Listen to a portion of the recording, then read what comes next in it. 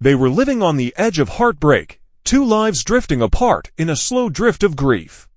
Morning light filters through partially painted walls as Tim and Olivia, a couple teetering on the brink, sit across from each other at breakfast, her hand stills on the cup mid-sip. They've lost a child. She wants to run away. He wants to stay.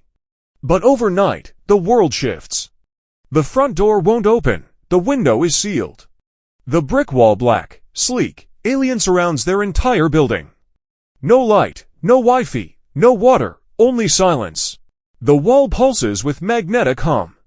Knives bounce off it, drills shatter against it. It's a prison built without doors. They scream, they pound, they try everything. But the wall doesn't budge. It's a force field made of vengeance. They taste dust, anxiety, and disbelief as the world outside disappears. Their phone rings, no signal. Outside noises fade, only their panic echoes. In desperation, they tap into the walls between apartments. A pilot hole becomes a portal. Crack through the shared wall, and they escape into the neighbor's flat. A pair, Anna and Marvin, coked out, screaming. Their Airbnb tour turned nightmare. Anna bleeds. Marvin lashes out. They subdue him. Olivia, once an architect, sees a plan, smash the plasterboard floor. Below, they tumble into another flat occupied by Oswald, a gun-toting old man, with his granddaughter Lee tucked behind him. He raises his weapon, but Lee calms him. They're not thieves, they're trespassers with purpose. Escape. Behind broken smoke alarm panels they discover cameras. Not just motion sensors but surveillance. Someone's watching. Always. Behind them, in the next apartment down, they find the landlord, Mr. Friedman, dead, his hands missing, eyes wild and fixed on monitors filled with tenants' footage. Fear shifts from wall to watcher. That's when they decide survival is group work. They break through to hell, lower, deeper into darkness. In proximity, they meet Yuri, a conspiracy theorist convinced the wall is protection, a new era of defense. A nanotech shield against unknown threats. But once the group moves down to the bomb shelter tunnel, a World War II relic, they find not safety, but yet another wall. Panic multiplies. Marvin fires a pistol at it. Metal rushes away, magnetic force reversed, bullets flying back and killing Oswald straight in the chest. Fear becomes grief. They gather around his body. Ancient alliances crumble. Anna sobs echo.